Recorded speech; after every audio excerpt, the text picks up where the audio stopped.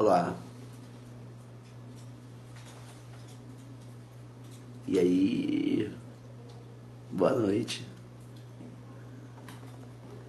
Ai, mais uma terça, mais um vídeo, mais uma live. Olá, tudo bem?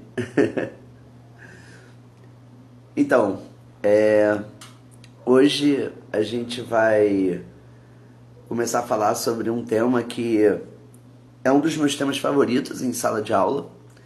E é engraçado porque quando acabar a aula, essa live, né? Eu vou mostrar pra vocês o mapa mental que eu fiz, né? Vou botar uma foto dele. Porque eu não imaginava que eu ia conseguir fazer um mapa mental tão grande sobre o Chico Bento, sacou? E aí a ideia veio muito no susto, porque quando a gente pega as revistinhas, né, da Turma da Mônica, eu tirei o coque, né? Eu tava de coque hoje de manhã, aí eu tirei. Enfim, é porque tava todo esgarçado o cabelo, vou esgarçar o cabelo todo. Enfim, de qualquer forma, gente, na próxima live, semana que vem, eu prometo que eu vou fazer a próxima live de coque, tá? Cabelinho esticado, todo boladão, padrãozinho, tá bem? Eu vou fazer isso. Então, o que acontece, gente? A ideia da live de hoje é a gente tentar misturar um pouco da infância de muitos de nós, né? Que assim como eu, foi marcado pela Turma da Mônica, né? E aí existe um personagem especial da Turma da Mônica, que é o Chico Bento, e que ele vai ajudar a gente a conseguir compreender algumas coisas dentro da geografia agrária, né? E a geografia agrária é uma matéria que aqui no Brasil é uma matéria muito perigosa, muito tensa, porque ela é alvo de muitos embates, de muitas disputas. E a parte mais incrível disso tudo é que, além desses embates e dessas disputas, a geografia agrária acaba se transformando em uma das bases, de um dos pilares políticos brasileiros. E pelo fato de ela ter essa característica de ser um pilar político e econômico brasileiro, ela acaba influenciando muito tanto a gente que é da cidade grande, que percebe como é que funciona as relações rurais com o produto, tanto quanto a galera que vive no campo, né? A gente sempre que mora na cidade grande, a gente fala de êxodo rural, a gente fala sobre essas migrações em massa, a gente fala sobre, né, sobre a superlotação das cidades, o inchaço urbano, mas o que isso de fato tem a ver com a nossa realidade? De que forma que o personagem, de que forma que a turma do Chico Bento se encontra nisso, né? Então, vou lembrar algumas coisas para a gente conseguir pegar a ideia do Chico Bento, né? O Chico Bento foi um personagem criado pelo Maurício de Souza, né? Em 1961, eu até botei uma colinha aqui porque é muito dado, em 1961. E o Chico Bento, ele na verdade não era o personagem principal, havia uma outra turminha antes do Chico Bento ser o Chico Bento, né? E aí o que acontece? Acontece que quando isso tudo aconteceu, quando o Chico Bento foi criado e depois virou o protagonista da história, todo o grupinho que gira em torno dele acabou mostrando muito de como é o perfil do campo, principalmente do campo paulista, né? Ele era de uma cidade chamada de Vila Abobrinha, né? Ou seja, já tem um perfil de cidade muito pequeno, né? Um aglomerado muito pequeno de indivíduos, todo mundo se conhece, né? E além disso, ele acaba tendo uma saga com os personagens que são os personagens que eu mais vou destacar dentro da nossa história, que é o próprio Chico Bento, né? O Zé Lelé, eu não sei se vocês se lembram eu vou gravar no final, tem que apertar o botão de gravar. Enfim, o Zé Lelé, que era um personagem que sempre andava com o Chico Bento, que era um de olhinho azul e o cabelinho cacheado, louro, e tinha uma cara meio de maluco, né? Por isso, o Zé Lelé. Eu vou falar sobre a Rosinha, né? Que é a namorada do Chico Bento, né? E vou falar sobre o Genezinho. E aí, quem é o Genezinho, né? Eu não sei se vocês se lembram, quando vocês liam os quadrinhos do Chico Bento, né? Do primeiro quadrinho, dele raiz mesmo. O Genezinho era o garoto rico, era o filho do coronel que fazia bullying, né? E existem outros personagens ali dentro, né? Além desse primeiro panteão, né? Haviam outros personagens. Por exemplo, um personagem que quando eu era criança eu adorava, mas depois que eu fui ficando mais velho eu fui percebendo o quanto era cruel, né? Que era o Nhô Bento, que era aquele cara que dava tiro de sal no Chico Bento, né? O Chico Bento invadia a fazenda dele para comer goiaba, o cara tinha uma fazenda de goiaba, e aí o que acontece? Ele atacava o Chico Bento, né? Às vezes o Chico Bento e o Zé Lelé, e começava a dar tiro de espingarda nos dois. Eu, quando era criança, achava aquilo ali o máximo, cara. Pô, os moleques invadindo a fazenda, tomando tiro, que sensacional. E hoje em dia não parece mais tão engraçado quanto era, enfim, na minha infância. E, além disso, ainda existe mais um outro grupo, né? A ideia de que a escola sempre foi presente na história, na mitologia do Chico Bento, né? E isso vai acabar condicionando alguns pontos para a história que foi criada em 2013, que é o Chico Bento Moço, né? Que é a parte rural da história do Chico Bento na Turma da Mônica Jovem. E aí você pensa, pô, mas o que isso tudo tem a ver com agricultura e tudo mais? Então eu vou recapitular algumas características. Ó, o Marco Luiz já deu uns bizus desse para a gente conseguir entender o que vai acontecer com o Chico Bento. Enfim, a primeira coisa é justamente essa. O Chico Bento, ele é filho de uma família pobre, né? E que desenvolve uma agricultura chamada de agricultura familiar. Ele, a família da Rosinha, a família do Zé Lelé, são todos envolvidos na agricultura familiar. E quais são as características da agricultura familiar? É um sistema que depende de pequenas e médias propriedades, certo? E que além das pequenas e médias propriedades, ela ainda tem mais uma outra característica, porque ela é normalmente policultora. E aí, o nome é agricultura familiar porque é muito comum que os grupos familiares que produzem naquela região trabalhem em cooperativa. Ou seja, que um, de alguma forma, consiga ampliar a produção alheia. Ou seja, se eu sou um produtor de determinado fruto e o outro do outro, a gente consegue ratear ali um caminhão, alguma coisa, para poder armar uma barraca na feira e vender as nossas produções. Ou seja, a produção familiar atende prioritariamente o mercado interno. É por isso que muitas vezes, quando você vê os quadrinhos do Chico Bento, aparece o Chico Bento acordando todo preguiçoso, iníciozinho da manhã, e já está o pai do Chico Bento com um caminhonete, colocando toda a produção que ele tinha, mais os ovos da galinha, acho que era Genésia o nome da galinha, os ovos da galinha, dentro da caminhonete para poder levar para a feira para vender. Ou seja, há toda uma estrutura, todo um sistema econômico por trás daquilo ali. E o pai do Chico Bento não era o único cara que participava daquilo. É muito comum, inclusive, você ver que o Chico Bento dividia a vida dele entre algumas tarefas, né? Dividia entre a escola, depois da escola ele ajudava o pai na roça, ou às vezes ele ajudava primeiro o pai da roça, depois ia para a escola. E aí depois disso, o que acontece? Ele ia pra namorar com a Rosinha, pular no rio, nadar pelado, escambau, né? Então, o cara já passou 10 minutos, eu nem comecei a live. E aí, o que acontece? Acontece que por causa disso tudo, é isso, Giselda, né? E aí, o que vai acontecer? Acontece que o Chico Bento, ele era um aluno mediano, né? Ele ficava entre o 0 e 10, sua média era 5. E aí o negócio é live de 50 minutos, ai meu Deus. Então, o que acontece? Acontece que o Chico Bento, ele acabou optando por um outro modo de vida, né? Ele acabou ouvindo os conselhos da professora dele, né? E a professora dele incentivou o Chico Bento a não desistir dos estudos, a não largar os estudos para trabalhar com o pai, condição típica do campo, ambulando escolar. E, não, tô aqui ainda, não vou não. E aí, o que acontece? Acontece que o Chico Bento resolveu estudar bastante. E aí ele passou para o vestibular e ele foi fazer uma faculdade rural. Olha que curioso, né? Uma faculdade muito semelhante à Rural do Rio de Janeiro, né? Que é chamada de faculdade, peraí que eu vou me lembrar aqui, lembrar, né, a cola, de Nova Esperança. E aí o que acontece? Acontece que nessa faculdade de Nova Esperança aconteceu uma coisa muito interessante, porque ele vai fazer o curso de engenharia agrônoma. E ao mesmo tempo que ele faz o curso de engenharia agrônoma, a Rosinha, que era a namorada dele, que é a namorada, vai e volta no Turma da Mônica Jovem, né? Ela vai fazer medicina veterinária. E esses dois cursos, tanto a engenharia agrônoma quanto a medicina veterinária, ensinam pra gente algumas características de que tipo de mundo o Chico Bento pretende viver a partir da sua vida adulta.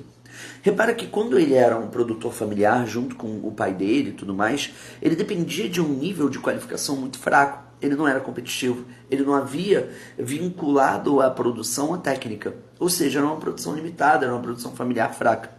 Ao mesmo tempo que isso acontecia, o filho do coronel, né, o Genezinho, ele tinha um outro problema, porque a gente não sabe se o pai dele, que é o coronel da cidade, se ele era um latifundiário produtivo ou improdutivo. A única coisa que fica explícita na história do Maurício de Souza é que o Genezinho era um playboy, que o pai bancava todos os luxos dele, que ele viajava ao mundo e ele era dono de uma fazenda que ninguém podia entrar, ninguém podia sair. Ou seja, o moleque ele era literalmente o intocável de toda a turma do Chico Bento. Ao mesmo tempo em que havia o outro produtor, um fruticultor, né, que era o Nil Bento, e aí esse cara era o produtor de goiaba, e mesmo que ele fosse um monocultor, ele não saía da lógica de produção familiar. Ou seja, mesmo que ele tivesse uma especialidade, ele ainda atendia, de certa forma, o mercado interno, talvez com alguma articulação para o mercado externo. Sendo que, quando o Chico Bento envelhece, quando ele vira o Chico Bento moço, né, ele começa a ter desafios na cidade. Porque a primeira coisa que ele e a Rosinha fazem é que, como ambos vão para a cidade, eles praticam um êxodo, eles fazem um mini êxodo rural. E o negócio é que quando ele vai em busca daquela qualificação universitária, um outro dado fica muito explícito. Ele é um pobre em um ambiente onde ele é minoria, mesmo sendo uma faculdade interior. Então, à medida em que ele vai se qualificando quando mão de obra, ele vai começando a perceber que é muito caro sustentar a vida de faculdade e a própria vida. Ele percebe que é muito caro manter-se na residência. E ao mesmo tempo em que isso acontece, ele sai da residência e começa a trabalhar em muitas coisas diferentes. E é muito curioso porque o Chico Bento começa a admitir características de um ser sertanejo que agrega elementos, valores, culturas, fenômenos de consumo urbanos. Não é incomum você ver o Chico Bento se comportando e se vestindo como um sertanejo universitário. Literalmente, ele é um sertanejo universitário. Só que nesse caso, ele parece às vezes, muitas vezes, sei lá, com o Luan Santana, ele faz showzinho, canta as músicas pop, tem estietes, ou seja, o Chico Bento, mal ou bem, ele acaba se transformando no que a gente que é da cidade grande vê. Ele vira uma espécie de Michel Teló qualificado. E dentro desse processo, quando eu tenho essa característica do Chico Bento, eu já consigo perceber que, assim como ele busca essa melhoria tecnológica da agricultura familiar, há também uma inserção de tecnologia no campo, ou pelo menos a ideia de uma. E o negócio é que, ao mesmo tempo que ele faz isso, o colega dele, um amigo dele, o Zé Lelé, ele escolhe não estudar para ajudar o pai na fazenda. E quando ele escolhe não estudar para ajudar o pai dele na fazenda, acontece mais uma outra coisa. Que coisa é essa? Ele não consegue melhorar a produção. Ele se mantém estagnado dentro da mesma técnica, da mesma condição de produção. Sacou? E se ele se mantém estagnado na mesma condição de produção, como é que eu posso afirmar que aquela produção com mais tecnologia é pior do que a produção com menos tecnologia? Até agora a galera da tecnologia está ganhando, né? Até agora, quando o Chico Bento fica mais qualificado, tem mais domínio técnico, ganha. Só que a formação da agricultura empresarial tem os seus problemas. Repara que ao mesmo tempo em que ele faz isso, ele acaba se ligando com outro problema. A melhoria técnica aumenta a produtividade. Mas a partir do momento em que eu mecanizo o campo, mas eu não agrego aquela mão de obra, a transição da produção, ou seja, eu não consigo fazer com que a mão de obra, atenda o mesmo nível de especialização e qualificação daquela produção científica, o que vai acontecer? Daquela produção mais tecnológica, mais mecanizada, aquela mão de obra fica excluída e ela acaba fazendo o êxodo rural. Tudo bem? E aí quando ela faz o êxodo rural, dentro desse processo de exclusão, o que vai acontecer? Acontece que dentro desse processo de exclusão social e territorial, a gente vai ter a dicotomia. O que vai acontecer com o Chico Bento? Ele vai conseguir se virar e viver a faculdade, ou ele vai conseguir, de alguma forma, se transformar no que o Zé Lelé virou, né? Mão de obra desqualificada. Eu li aqui, ó, em um dos comentários o seguinte, ó, a história conta que o pai não curte a ideia do Chico ir para a faculdade por conta das soluções imediatas das classes mais baixas que eu trabalho. O estudo é sempre a solução a longo prazo. Eu achei maneiro esse comentário, eu gostei de ler esse comentário, eu esqueci quem falou, não apareceu ali. Enfim, que é curioso porque a vida que o Chico Bento acaba tomando é uma vida de longo prazo. Mas, ao mesmo tempo, isso cria efeitos dentro do campo brasileiro, né? Dentro do campo, no caso de Vila Abobrinha. Por que isso acaba criando essa relação? Porque se eu não tenho uma infraestrutura competente o suficiente, se eu não tenho uma estrutura socioeconômica competente o suficiente para poder criar novas demandas de produção, melhorar a produtividade, modernizar o campo, a exclusão acontece, né? Você consegue ver, por exemplo, que o genezinho jovem, né, ele é só um playboy que viaja o mundo inteiro e vive de lucro, ele vive de renda. Ele não precisa mais se preocupar com técnica ou tecnologia, ele não precisa se preocupar com tudo que faz a produção existir. E o pior de tudo, o pior é que dentro desse cenário a gente consegue perceber que a exclusão nunca desapareceu da história do Chico Bento. Ele é o garoto que foi estudar na cidade, ele é o garoto que continuou se percebendo o tamanho da luta que ele precisa ter em comparação aos outros colegas que não precisam trabalhar para poder estudar, sacou? A Rosinha não passa por uma situação muito diferente dessa, e aquela jornada múltipla que o Chico Bento tem, tanto na infância como o menino que ajuda o pai a trabalhar e ainda tem que dividir o tempo com a escola, o que é muito difícil. E agora ele precisa arranjar o próprio emprego ou os próprios empregos para conseguir agregar conhecimento universitário e para poder entrar na faculdade. A gente vai começar a reparar como é muito mais difícil a ascensão social para as classes rurais mais pobres do que para a galera que já é herdeira, que já está dentro daquele contexto de trabalho. Eu vou dar alguns dados interessantes para vocês. O acesso à terra no Brasil é um acesso muito difícil, né?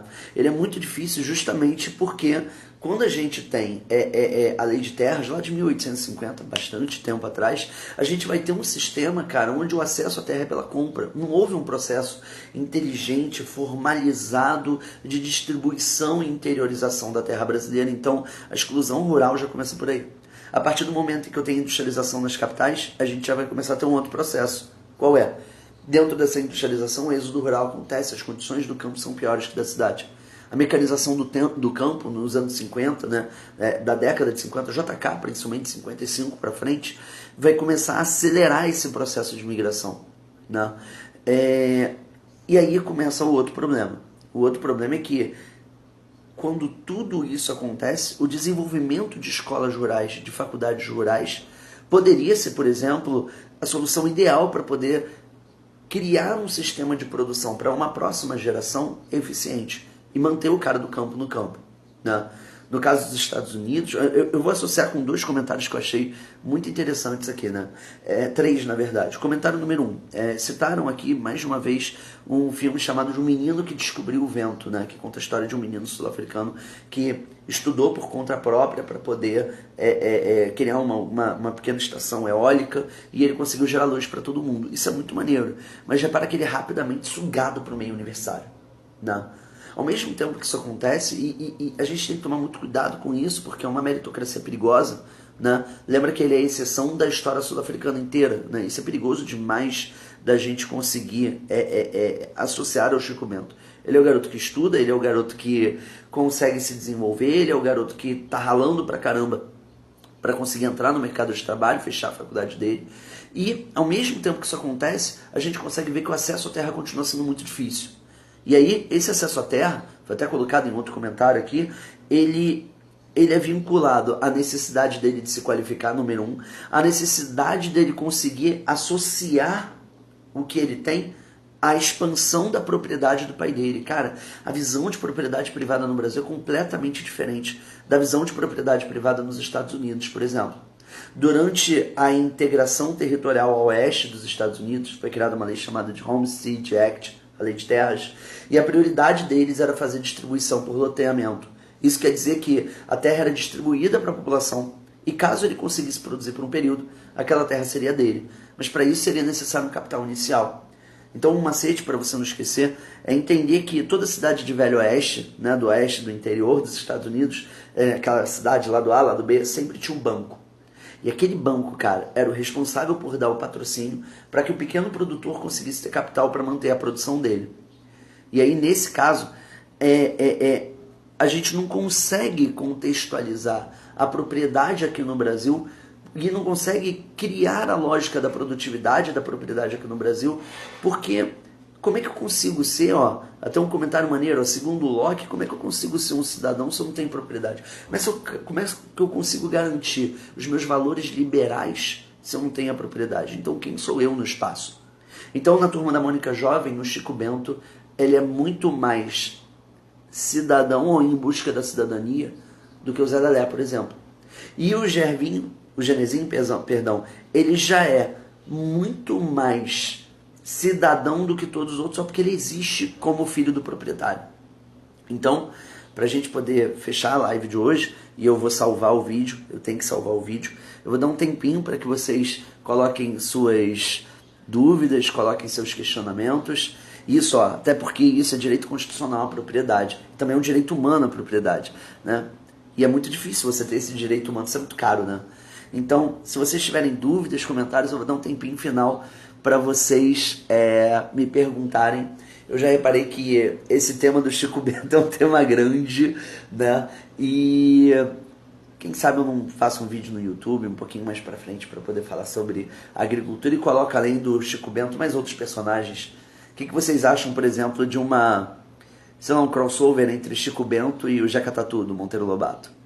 Imagina. Então, alguma dúvida, gente? Alguma coisa para falar? Cara, tem tanta gente que eu adoro aqui, cara. Então, alguma dúvida? Alguma pergunta sobre agricultura? Ah, esqueci de falar uma coisa. Olha só, aquele processo de modernização do campo é chamado de Revolução Verde, tá? Não se esqueçam disso, tá? E aí?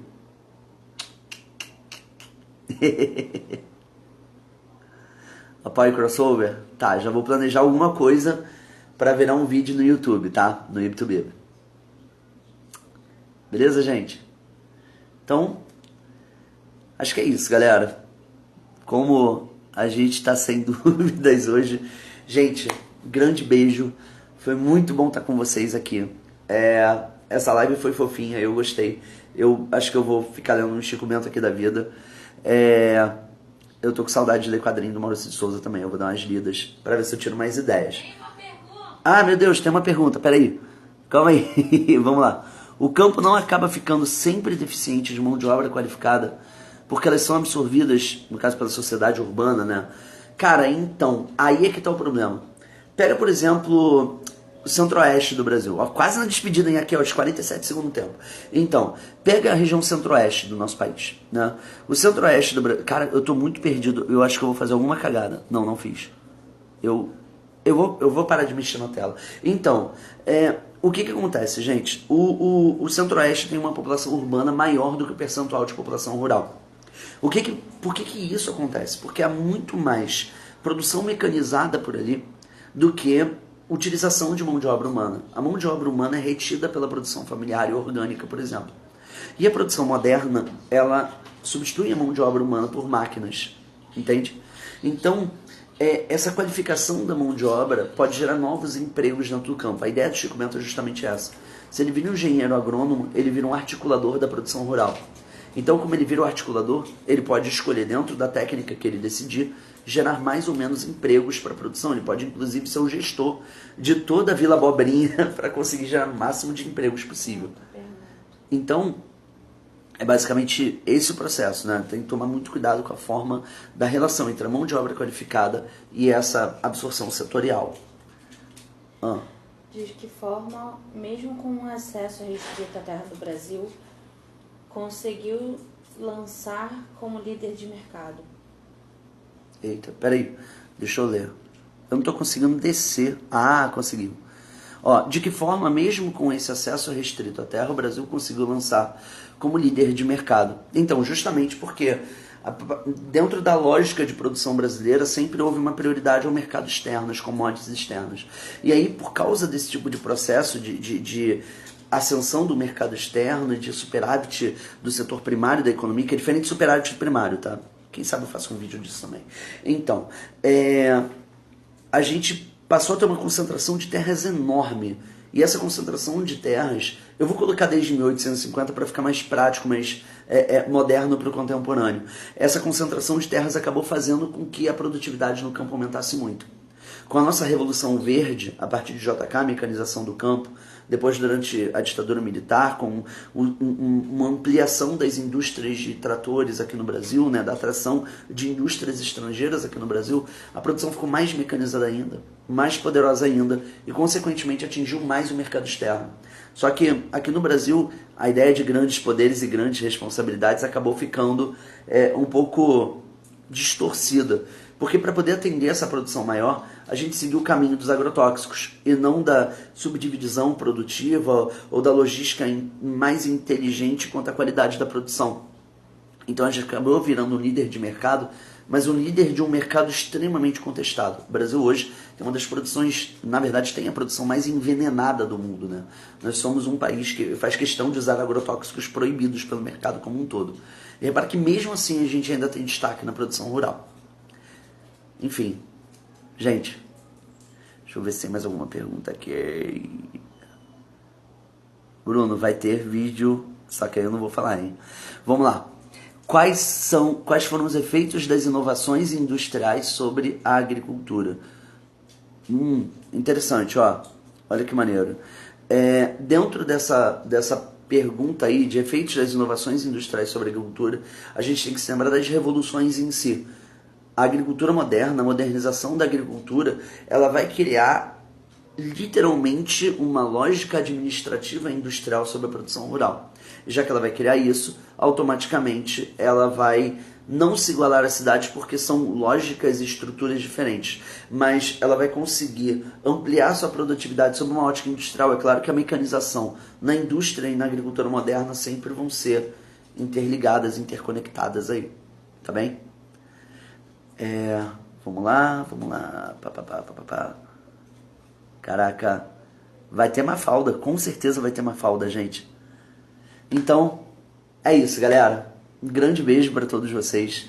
Foi muito bom ter vocês aqui. Adorei as perguntas, a participação, gente. Eu tô muito empolgado, adoro lives. Tô adorando, pelo menos.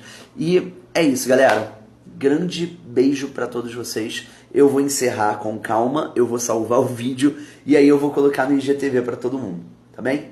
Beijão. Qualquer dúvida, qualquer pergunta, comentários, sugestões, manda lá no direct. Beijo. Obrigado, gente.